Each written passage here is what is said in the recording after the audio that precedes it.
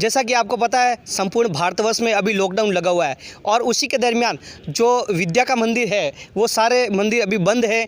College हो, school हो, चाहे किसी भी तरह का कोई महकमा हो, हर महकमे सरकारी महकमे अभी तक लगभग बंद है, क्योंकि कोरोना वायरस ऐसा नहीं कि किसी और को छू जाए या विद्या के क्षेत्र में भी इसका प्रवेश हो जाए, तो इस कारण सभी महकमे लगभग बंद है। हम अभी खड़े हैं बिलाड़ा के राजकीय महाविद्यालय में, जहाँ पर इसका नाम है डॉक्टर भीमराव अंबेडकर।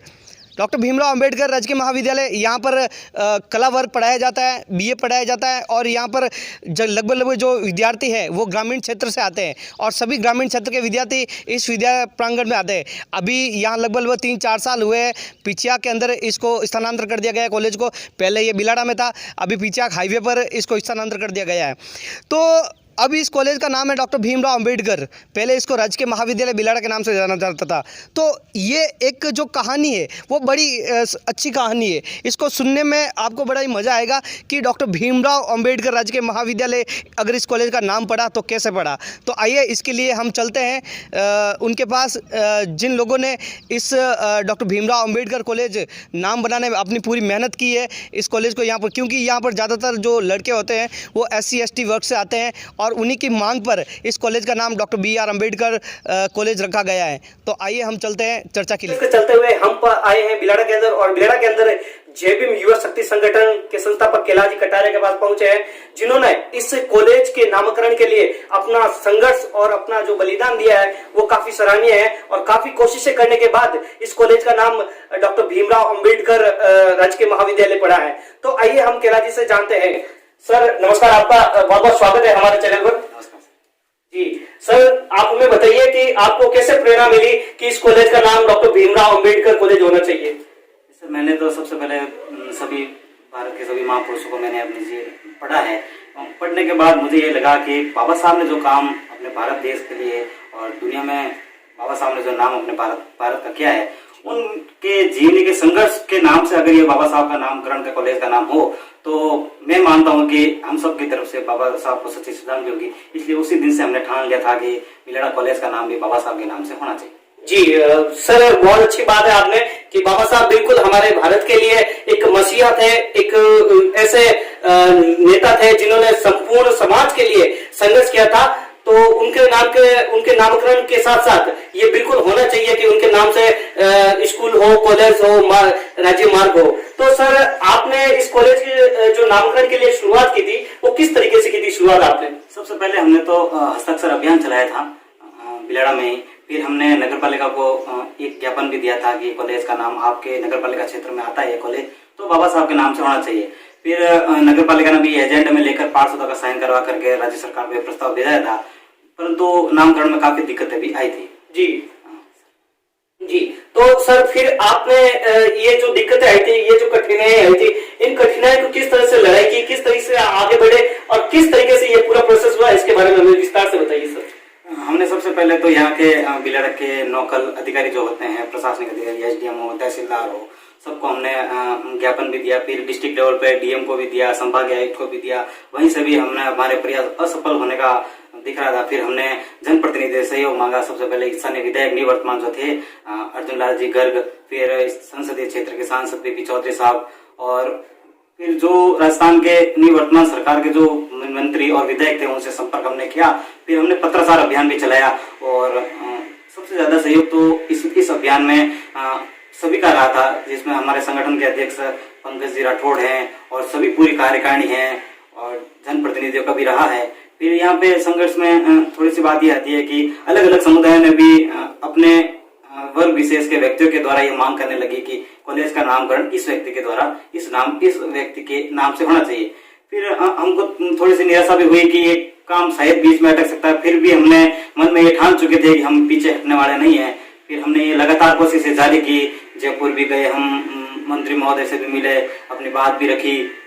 फिर आगे मंत्रिमंडल ने आखिरकार ये फैसला लेना ही पड़ा। तो सर मैं आपसे ये जानना चाहता हूँ कि आपने ये जो पूरा अभियान चलाया था, पत्रचार वगैरह अभियान चलाया था, तो इसमें जो बड़े बड़े राजस्थान के राजनेता है, क्या उनका भी सहयोग रहा? ऐसे कोई नेता? हाँ, निवर्तमान में जो थे विधायक जो थे अर्जुन लाल जी गर्ग, उस टाइम वो मिनिस्टर थे, विधि राज्य मंत्री। अच्छा। फिर उसी समय हमारे केंद्रीय मिनिस्टर जो थे पीपी चौधरी साहब, जो स्थानीय अभी सांसद भी हैं पाली संसदीय क्षेत्र के, उनका भी विशेष रूप से योगदान रहा। फिर कमसा जी मेघवाल है, मंत्री जी पीसी टाइसन जी जो है, उनका भी विशेष रूप से सहयोग रहा। और SC/ST आयोग राजस्थान, उनका भी विशेष रूप से सहयोग रहा। और संगठन के सदस्य और संगठन के अध्यक्ष पंकज जी राठौड़, उनका भी हर जगह पे जितना सहयोग हो सका था उनके द्वारा किया गया। तो सर आखिर में इस नामकरण को कैसे सफलता मिली, किस तरह ये डिक्लेयर हुआ और किस टाइप का माहौल था उस वक्त? उस टाइम माहौल बहुत गर्म था, क्योंकि अलग अलग समुदाय के द्वारा ये विरोधाभास होने लगा कि हमारे समुदाय के द्वारा ये मांग की जा रही है, तो कोई तो अपने जाति विशेष पे लेके आने लग गए। फिर हमारी बात जो कैबिनेट तक पहुंच चुकी थी, मुख्यमंत्री जो उस टाइम वसुंधरा राजे थी उन तक पहुंच चुकी थी। फिर उन्होंने मंत्रिमंडल में आखिरकार ये फैसला ले लिया कि वाकई में संगठन के द्वारा जो ये लंबे समय से मांग की जा रही है वो जायज है। और सबसे बड़ी बात यह है कि हमारे संगठन के जो सदस्य हैं लगभग 8,500, तो वो भी फीडबैक पीछे से लिया गया था। सारी की सारी हमारी मांगों को कैबिनेट में मंजूरी मिली और फिर राज्यपाल ने 28 जून 2018 को हमारी ये इस मांग को ऊपर मुहिम लगाकर कॉलेज का नामकरण बाबा साहब के नाम से किया है। तो सर आपके संगठन के द्वारा इतनी जो कोशिशें की थी, इतना संघर्ष किया गया था इस बाबा साहब भीमराव अंबेडकर के नाम कॉलेज के नामकरण के लिए, तो क्या सर इसमें आम जनता की भी ये इच्छा थी और जो कॉलेज में पढ़ने वाले विद्यार्थी है उनसे भी आपने राय ली थी क्या? जी, फिलहाल राय पहले नहीं ली थी। फिर जैसे जैसे अभियान ने अपना तूल पकड़ा वैसे वैसे जनप्रतिनिधि हमारे साथ आने लगे, विद्यार्थी वर्ग हमारे साथ आने लगा, समाज के भी लोग हमारे साथ आने लगे। ऐसा करके ये अभियान शुरू में तो ये धीमी चला था। फिर जैसे जैसे हाईलाइट हुआ, फिर आगे जनप्रतिनिधियों ने और अधिकारियों ने हमारा इस मांग को जायज ठहराया।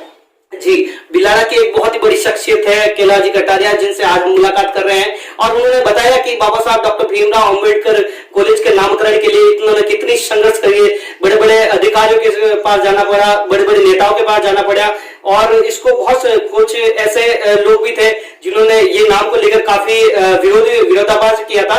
लेकिन इस संगठन के संघर्ष से और आम जनता की ये भी मांग थी जो कॉलेज में पढ़ते। सर इसमें हमने ये भी सुना है कि कॉलेज में ज्यादातर जो विद्यार्थी आता है वो SC/ST वर्ग से ही है। हाँ बिल्कुल, ये बात सही है, परंतु अन्य समुदाय के छात्रों को भी देखते हुए हमने एक निर्णय तो लिया था। काफी कठिनाई भी आई थी, फिर भी हम पीछे नहीं हटे थे। जी, बाबा साहब का आशीर्वाद हमारे साथ। जी बिल्कुल, बाबा साहब का आशीर्वाद था इनके साथ और उन्हीं के आशीर्वाद से आज इस कॉलेज का नामकरण डॉक्टर भीमराव अंबेडकर राजकीय महाविद्यालय बिलाड़ा हुआ है। और ये एक बड़ी अच्छी कहानी है, क्योंकि एक अच्छी ये बात है क्योंकि जो संविधान निर्माता थे, जो भारत के ही नहीं बल्कि पूरे विश्व में एक स्टार बनकर चमकते थे, तो उनके नाम से हमारे भारत में उनको इतना जो मान्यता है वो आज भी नहीं दी जाती है, तो ये बिल्कुल होना चाहिए। तो सर आगे आपका क्या टारगेट है, अब आगे आपका क्या लक्ष्य है सर?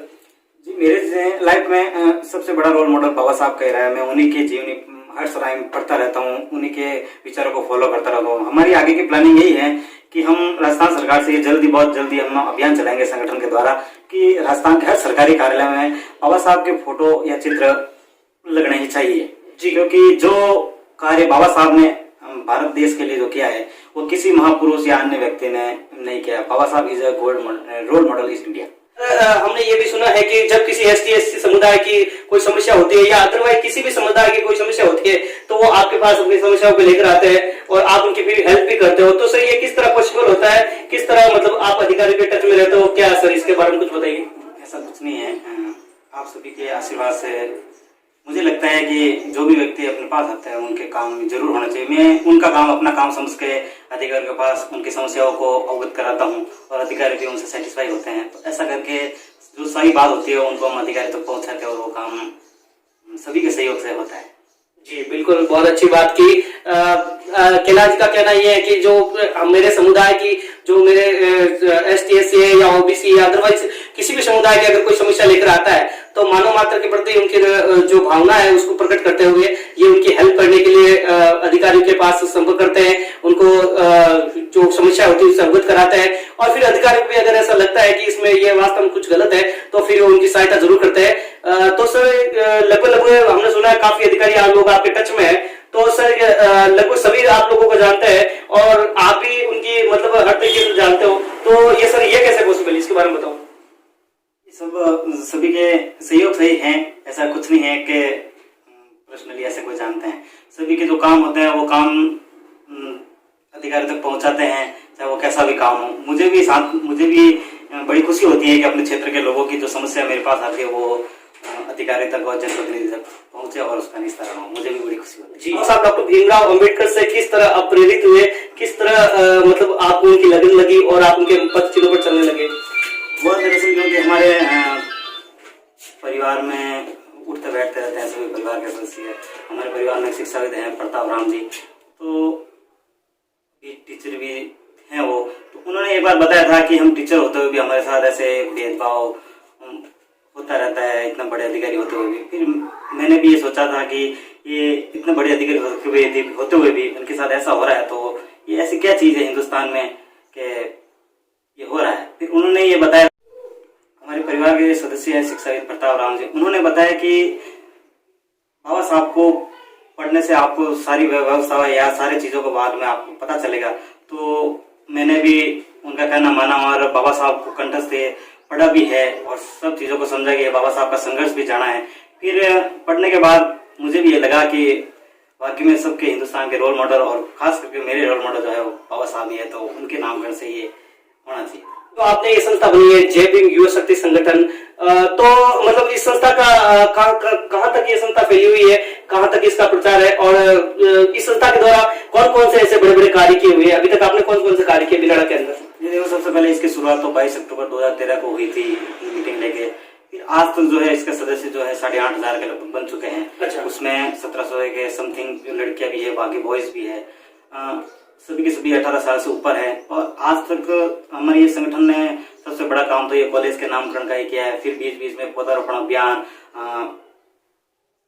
प्रतिभा सम्मान समारोह, ऐसे करके 3-4 काम किए हैं। सभी के सहयोग से हुआ है और आगे भी करते रहेंगे। और हमारी आगे भी ये रणनीति है कि राजस्थान के हर सरकारी कार्यालय में बाबा साहब का चित्र जो है वो लगना चाहिए और हमारे भी ये इच्छा है और ये जरूर करवा के ही रहेंगे सरकार।